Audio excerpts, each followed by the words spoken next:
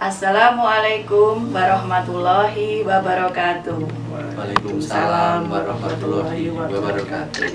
Hai kawan pajak yang super sekali, kami hadir kembali dalam podcast Si Biru.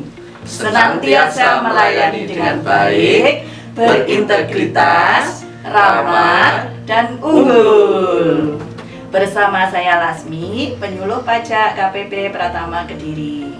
Baik, kalau dalam episode sebelumnya kita sudah membahas serba-serbi NPWP, apa itu NPWP, fungsinya apa, bagaimana cara mendapatkan NPWP.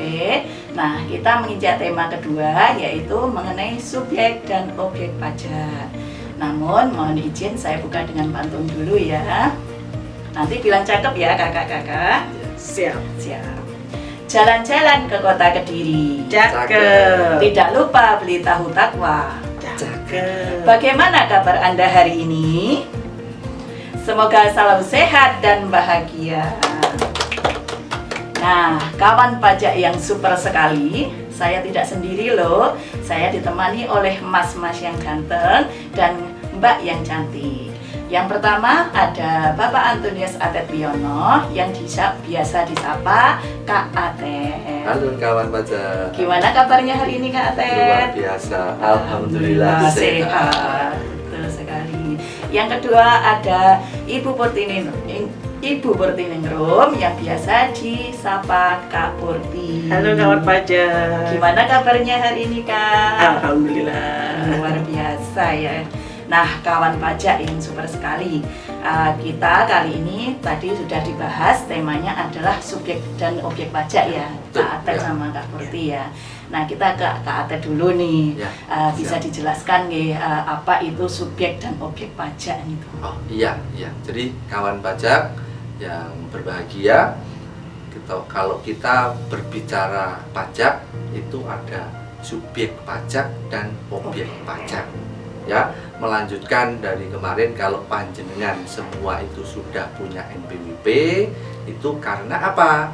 Panjenengan sudah memenuhi subjek pajak sebagai subjek pajak dan sudah mempunyai objek pajak. Subjek pajak itu apa? Subjek pajak itu adalah orang pribadi dan badan hukum. Ya, jadi panjenengan sebagai orang pribadi adalah subjek pajak dan badan hukum panjenengan baik itu CV, PT, lembaga, yayasan dan sebagainya itu adalah badan hukum yang merupakan subjek pajak. Nah, kemudian objek pajaknya apa? Objek pajaknya adalah penghasilan. Ya, jadi panjenengan sebagai orang pribadi ataupun badan hukumnya yang sudah memiliki penghasilan itulah objek pajak. Oh gitu ya. Oke, objek pajak itu ya. Jadi, nah kita yang ke subjek pajak dulu nih. Subjek pajak dulu itu katanya ada subjek pajak dalam negeri sama subjek pajak luar negeri. Itu benar. Apa yang membedakan itu? Iya benar Kak Lasmi. Jadi untuk subjek pajak kawan pajak ya, itu ada subjek pajak dalam negeri dan subjek pajak luar negeri. Nah, kalau subjek pajak dalam negeri itu kawan pajak semua yang berada di wilayah NKRI dan juga badan hukumnya yang berada di NKRI. Tapi kalau subjek pajak luar negeri itu adalah warga negara asing yang sudah berada di Indonesia tetapi belum sampai 183 hari. Itu namanya subjek pajak luar negeri. Nah, disebut subjek pajak karena memang dia punya penghasilan di dalam negeri, tetapi dia sebagai orang luar negeri. Jadi tidak harus orang di dalam negeri gitu ya yang merupakan subjek pajak ya. Betul. Tapi luar negeri pun itu juga bisa subjek pajak juga. Nah, tadi ini bedanya subjek pajak dan wajib pajak, Pak. Oh gini. Kalau subjek pajak itu kan penyebutannya ya. Penyebutannya itu subjek pajak itu kalau orang pribadi dan badan hukum itu ada di Indonesia. Jadi ada orangnya, ada badan hukumnya. Nah, disebut wajib pajak itu karena sudah memenuhi persyaratan untuk mendapatkan NPWP sebagai identitas.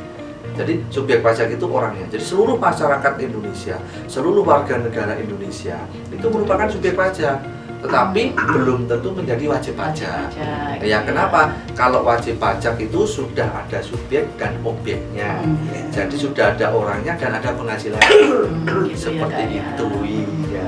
Jadi kalau yang misalnya belum memenuhi syarat menjadi wajib pajak, berarti belum bisa apa istilahnya belum Melaksanakan kewajiban kewajiban perpajakan. perpajakannya, Iya. lebih seperti itu ya. Iya, Baik, betul. kita beralih ke Kak Purti dulu. Kita mengenai tadi sudah dibahas mengenai subjek pajak Ya, ya, subjek betul. pajak tadi ada dalam negeri, ada luar negeri. Jadi kawan pajak semua sebagai orang pribadi atau badan usaha tadi semuanya sudah dijelaskan oleh Kak Atet itu menjadi subjek pajak gitu ya. Betul. Nah, sekarang bisa dijelaskan Kak, objek pajak itu yang seperti apa sih? Baik, Kak Lasmi. Jadi seperti disebutkan oleh Kak Atet tadi kan, kalau kita berbicara tentang pajak, pasti ada subjek pajak dan objek pajaknya. Nah, objek pajak di sini karena tadi dibatasi dalam pengertian dalam Undang-Undang Penghasilan, PP Pajak Penghasilan. Jadi yang dimaksud di objek pajak di sini adalah penghasilan.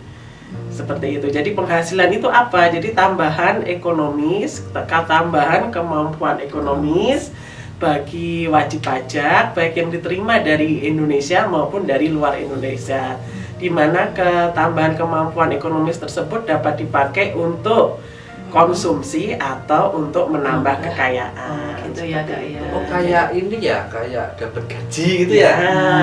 Karena Iya. penghasilan itu kan macam-macam ya, bentuk namanya itu macam-macam. Jadi dalam nama dan bentuk apapun, nah itu yang dinamakan penghasilan itu. Pokoknya bisa untuk nambah, iya, untuk Menambah konsumsi kemampuan atau konsumsi menambah gitu kekayaan ya. itu. Jadi aset. tidak harus yang gaji atau penghasilan Iya, yang besar yang gitu iya, ya. Tapi bisa penghasilan dari mana kecil saja, pun itu juga dalam merupakan bentuk apa saja. Nah, gitu ya. Baik. Tapi ini ada yang bilang gini Kak, kemarin itu ada banyak yang bilang itu gini, saya itu sudah bayar PBB kayak pajak rumah gitu kan, Yeah. sudah bayar PBB, kendaraan saya sudah bayar. Lah kok ini saya suruh bayar pajak lagi, itu yang seperti apa ini kayaknya gitu. Ini Mungkin Kak Purti atau Kak Atek Oke, yang nih. menjawab? Oke, saya saja. Iya, Oke. oke. Jadi kawan pajak kayak PBB, kemudian pajak kendaraan bermotor, ya kan? Iya, Itu betul.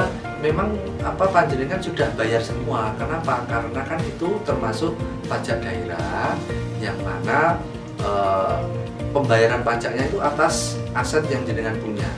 Kayak PBB itu kan tanah. Iya, betul. Jadi pajak atas tanah Tanah dan atau bangunan. Iya. Nah, kalau pajak kendaraan ya karena panjenengan punya kendaraan.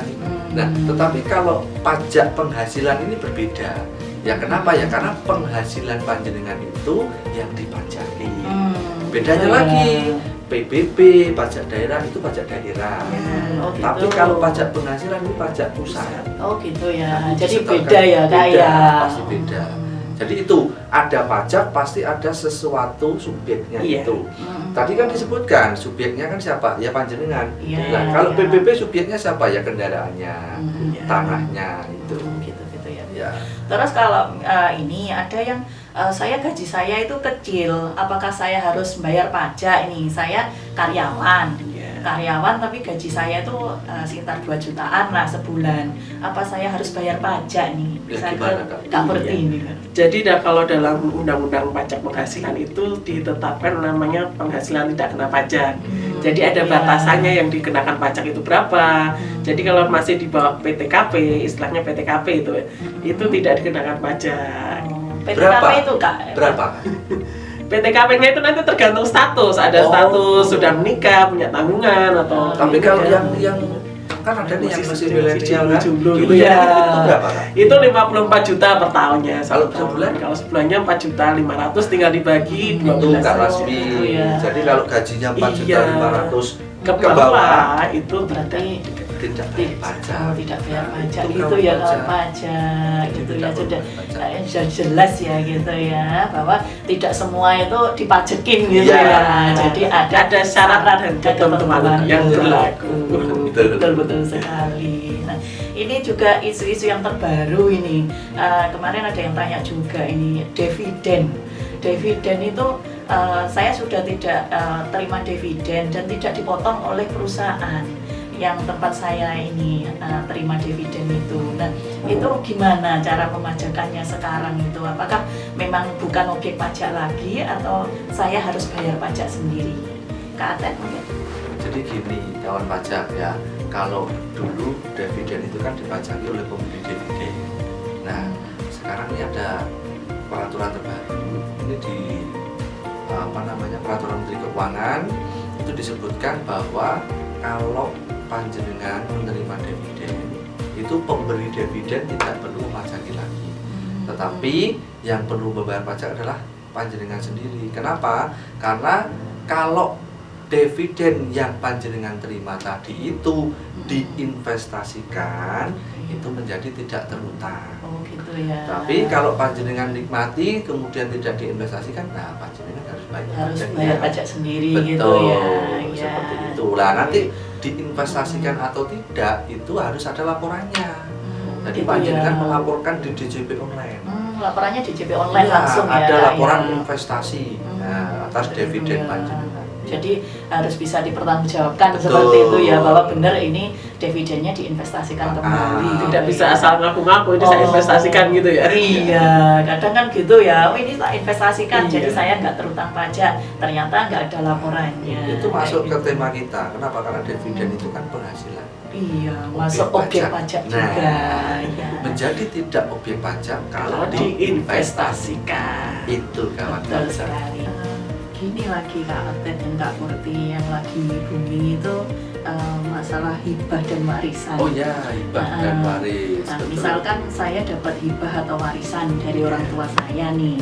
Nah, itu masih itu menjadi objek pajak atau bukan objek pajak? Ya, Ya. kan hibah dan waris termasuk penghasilan ya. Iya. Penghasilannya. Jadi Kalau- itu masuk objek pajak kalau kembali lagi ke pengertian objek pajak tadi. Jadi kalau dividen tadi itu kan termasuk objek pajak. Iya. Betul. Kemudian hibah dan waris juga Juga termasuk termasuk objek objek pajak. pajak. Nah, bisa menjadi tidak objek pajak. Oh bisa Kalau loh Kak? bisa, Oh, kan gimana tadi itu? dividen bisa. Iya. Kalau panjenengan Diinvestasikan. diinvestasikan. Nah, sama hibah waris juga gitu. Kalau ada permohonan surat keterangan bebas. Oh, ada surat keterangan Ada. bebas permohonan Ya, gitu. Jadi betul. WP itu ngajukan permohonan gitu ya. Nah, panjenengan mengajukan permohonan di kantor pajak yang wilayah wilayah panjenengan, lokasi panjenengan sesuai KTP panjenengan itu di mana di situ nanti mengajukan. Ada syarat apa Kak Murti? Syarat formal dan material Iya. ya. Kalau syarat formalnya pokoknya mengajukan Sesuai, permohonan iya, lengkap itu sesuai dengan masuk. dokumen-dokumen Nah, pendukung gitu. terus ada syarat materialnya ya. Iya. Apa Kak Murti itu yang materialnya itu 1 derajat apa gitu Iya, ya? kalau hibah itu harus dihibahkan 1 derajat ya, 1 garis keturunan lurus 1 derajat itu. Jadi Tidak dari bisa menyamping gitu iya, ya. tidak bisa menyamping. Jadi dari orang tua ke anak iya. atau kakek nenek ke bapak ibu itu Ya. bisa. Tapi Betul. kalau kita ke saudara tidak bisa. Terus ini kalau kakek ke cucu. Tidak bisa, kan Oh, itu 2 Nggak bisa derajat juga itu ya. turunnya. Nah, itu syaratnya, Kak Oh, Lasmi. betul gitu ya. Iya. Ya, sudah jelas ya kawan pajak, yang super sekali bahwa kita tadi sudah banyak membahas mengenai subjek dan objek pajak ya. Kalau subjek pajak itu mengacu pada orang atau Iya. badan yang menerima memperoleh penghasilan. Betul, ya. Tapi kalau objek itu adalah sumber ya, sumber penghasilan, baik untuk menambah kekayaan, Iya. jadi kemampuan ekonomis ya intinya, Ya, menambah menambah kemampuan ekonomis atau menambah kekayaan gitu ya. Ya, betul. Baik, oke, sebelum kita tutup acara podcast kita hari ini, mungkin ada closing statement dari Kak Atet. Oh iya ada. Kak Murti? Ya. Terkait dengan subjek pajak dan objek pajak, perlu panjenengan ketahui semua bahwa ketika sudah memenuhi subjeknya panjenengan dan juga sudah memiliki penghasilan sebagai objek pajak, jadi silahkan panjenengan mendaftarkan diri untuk mendapatkan IPWP dan memenuhi kewajiban perpajakan panjenengan. Oke, bisa ditambahkan Kak Murti? Iya, jadi kalau terkait objek pajak yaitu tadi tambahan kemampuan ekonomis baik untuk memenuhi kebutuhan konsumtif atau untuk menambah kekayaan atau harta atau aset itu tadi. Iya, dengan nama dan dalam bentuk apapun. Nah, baik, terima kasih Kak Purti dan Kak Atet yang sudah bersedia untuk dalam acara podcast kita kali ini. Oke, sebelum kita tutup, kita mengingatkan kembali bahwa bagi kawan pajak semua yang super sekali, yang sudah memenuhi persyaratan subjektif dan objektif, jadi segera daftarkan NPWP untuk memperoleh NPWP dan segera memenuhi kewajiban perpajakannya. Karena berapapun pajak yang dibayarkan itu berkontribusi untuk penerimaan negara dan meningkatkan pembangunan bangsa kita tercinta ini. Karena pajak kuat, Indonesia maju. Nah, terima kasih. Sebelum kita akhiri, mohon izin berpantun dari Irian Bawa Kelapa. Cakep. Cukup sekian, sampai jumpa. Saya Lasmi, Saya Katet. Saya Purti. kami undur diri. Wassalamualaikum warahmatullahi